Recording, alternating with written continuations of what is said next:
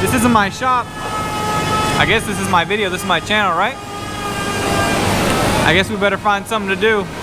And now, you're watching the You Thought 2020 was gonna be your year, but in actuality 2020 is just Fyre Festival Part 2 channel of YouTube.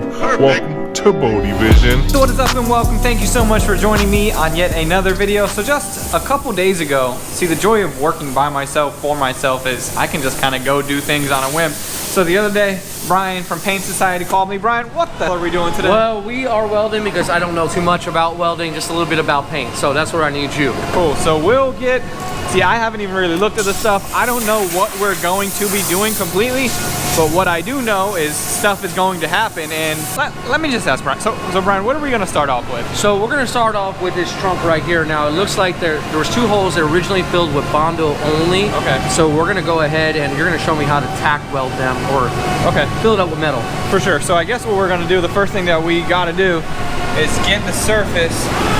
We gotta get the surface to the point where it's ready to even think about welding. So as we sand it down, we're gonna see what's currently there. It's not gonna lie. Once we see it, I think it's just, to me it looks like it's just Bondo over those holes. Oh well, we'll see.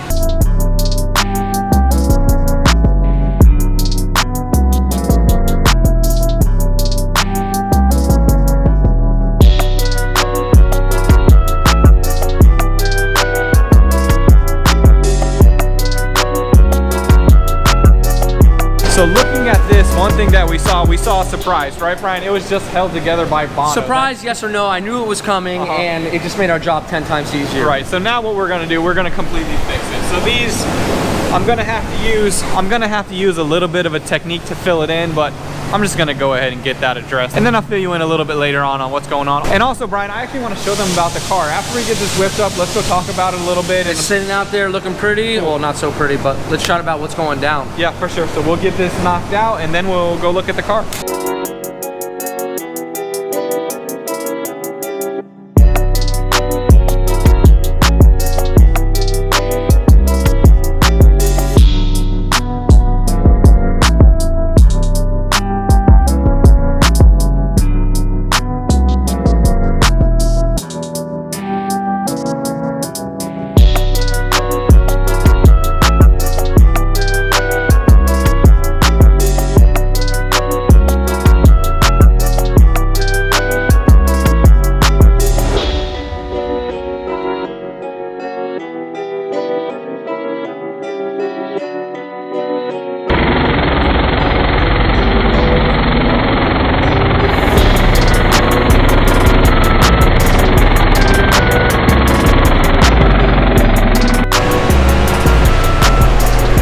Alright, so with the trunk, that's pretty basic. Now, I've done this many times before. If you ever see me shave side moldings or anything like that, I do the same exact process where we're just welding all the metal and then we're skimming a little bit of filler on top of that. And the main reason why we want it to all be metal is so that way it's not gonna fail or not gonna collapse, or we're not gonna have to worry about it. There's that metal backing, a little bit of filler just to straighten out the panel, not to add any major filling, it's just to straighten it out. Now, Brian, tell me a little bit about this car, this S2000, spoon parts, spoon kit, spoon bumper, spoon front end, spoon everything. It is a cool car. Well, it's all spoon. They are fiberglass parts.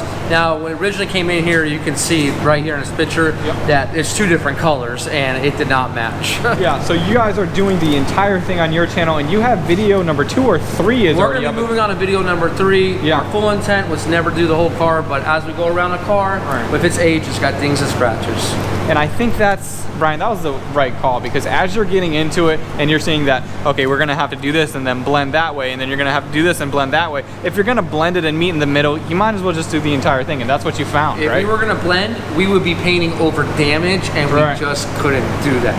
Right. So luckily the customer was down with it, and we went ahead and we're doing the whole car. Right, that sounds really good. And then a little bit later, I think we're gonna be painting the lip. And before we paint the lip, I wanted to show you guys this whole area because they have a professional mixing bank. They have the whole software, the whole system. So I wanna show you guys a lot of that stuff. Now in the booth here, this is the lip that I'm going to be spraying in just a minute. This is a lip, it's an OEM lip off an EM1. It's a Civic Si, and the color code is NH592P. So we're gonna go into how it works, how they mix it, how they just have this mixing bank. So with this mixing bank and the computer that Brian's on, they can make any color that you can imagine. So what we have right here, Brian just pulled all of these toners. Now it's pretty convenient because I could just yell at him which numbers to grab, but usually he just grabs them off the shelf as he's going. But we wanted to put them on the table so that way you guys can see it in its entirety. So every single one of these toners is what makes up that OEM color code. So as you can see, there's a couple different ones. There's a silver, there's even a red. Now, some of these colors, there's going to be a lot more than the other. For example, this black, the color is black, so it's obviously gonna have a lot of black. And the way that this works over here, Brian, is... So pretty much on this computer right here, it's gonna tell me that it has only 0.3 of this toner. It happens to be a red, and who would think that there's actually red in black? But if you didn't have it, you'd see why. So all I wanna do is add a few drops slowly to balance out the scale so that it gets to 0. And you don't want to go over, or else you've messed up the whole entire color. Just drop by drop. Okay, and we're good to go. It's all zeroed out. I'll do the same thing for all the toners. All right, so he's just gonna go down the line, do that for everyone. As soon as he hits 0, he just hits next, and it's gonna tell him the next toner. He has to make sure to grab that toner and then bring it down till it zeroes out. And that scale talks to the computer out there, and the computer out there is where he pulled the color code for this car. So it's a foolproof system, and in the computer out there, you put how much you want to mix. We're not gonna be mixing a gallon if we're just doing a lip. We're just doing, what'd you do, just a pint?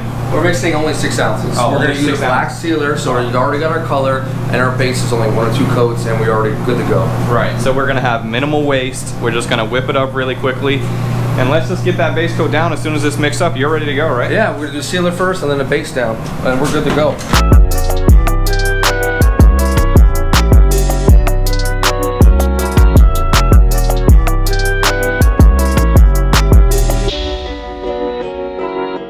So with this lip, what we already have right here is primer, and then we're gonna go into the sealer. After the sealer, we're gonna do the base coat and clear coat. Now, we get a lot of questions on why you're using sealer, when you're using sealer. In this scenario, the reason why we're gonna use sealer is because that sealer is gonna add a little layer of cushion, and that cushion between the primer and the base coat is really gonna help prevent rock chips. And that's so important on anything, but more so for our lip. Because a lot of the lips, you see rock chips all over them. If you add that little layer of sealer in between, it's just gonna be, like I said, another cushion to make sure it doesn't chip, or it's less likely to chip, right? Yeah, I mean, it's gonna chip if you're at 80 miles an hour with a rock chip. That's what's gonna happen, but it's gonna help out, kind of make us less chips, you know? So Ryan's gonna go ahead and get that sealer down, then I'm gonna do the base coat, he's gonna jump into the clear coat. We're just kind of working back and forth, and overall just having a good time.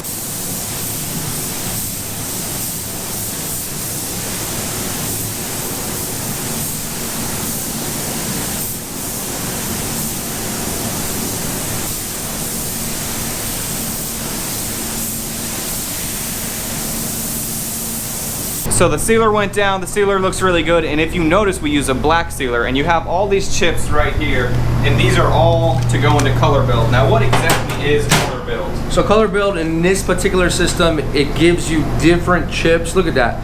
So this way we can put a sealer down, which is the coat that goes on before base, and we try to pick a color that is so similar to what's going down, and that way when we put our base on, it covers in about 2 or 3 coats and not 6 or 7. Less coats, smoother finish, less paint, everyone's happy. So that's really cool. Now Brian, base coat time, you're gonna let me spray down that base? You got it, I'm cleaning out the gum, we're gonna spray down some base, and it's gonna look beautiful once we clear it.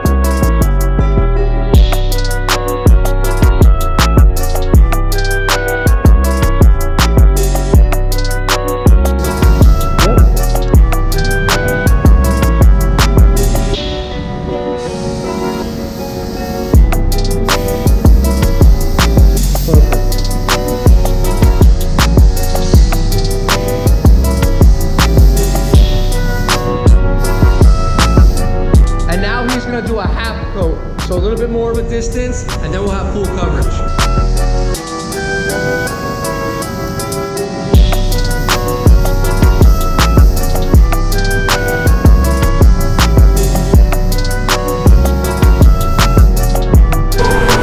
Alright Brian, all you for that clear coat now, man. Alright, let's get it rolling. Alright, so here we go. Perfect.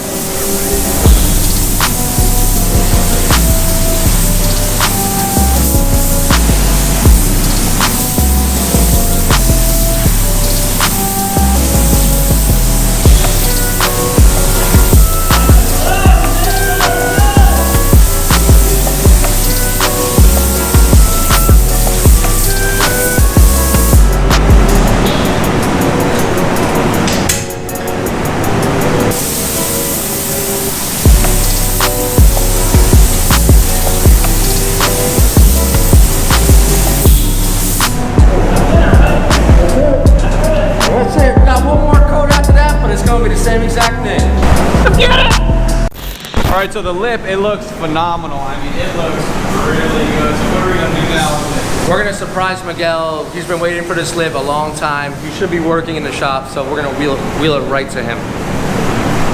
And then just kind of a backstory for this lip. Miguel, the owner of the car that the lip is for, he actually works here. And like Brian just said, he's been waiting on it for a while. So we're gonna go deliver this lip that he's been waiting for a long time. It's like Christmas around here.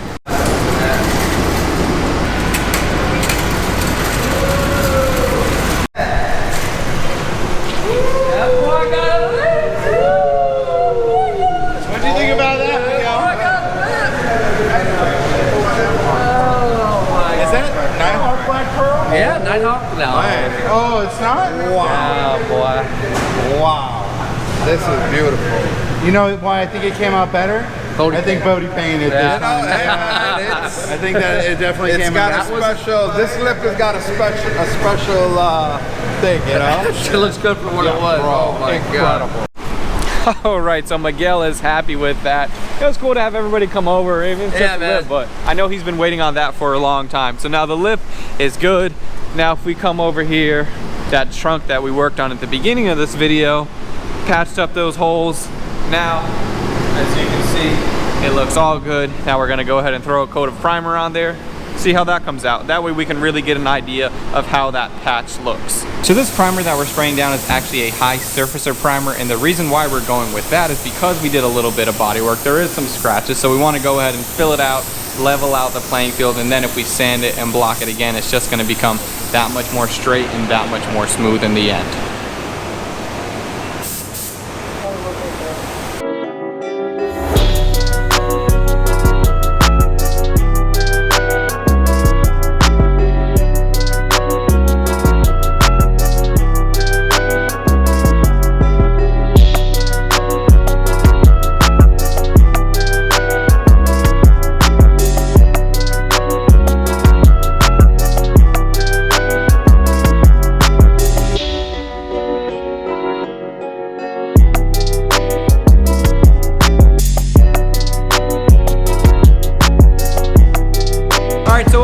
Coming down south, I had a really good time. We got that rear trunk lid welded up, taken care of. Now we're not gonna have any issues with that. We're just gonna leave that in primer, and then Brian's gonna take it from here. Also doing the lip was really cool, and Miguel loved it. He was super happy with it, and that looks really good as well.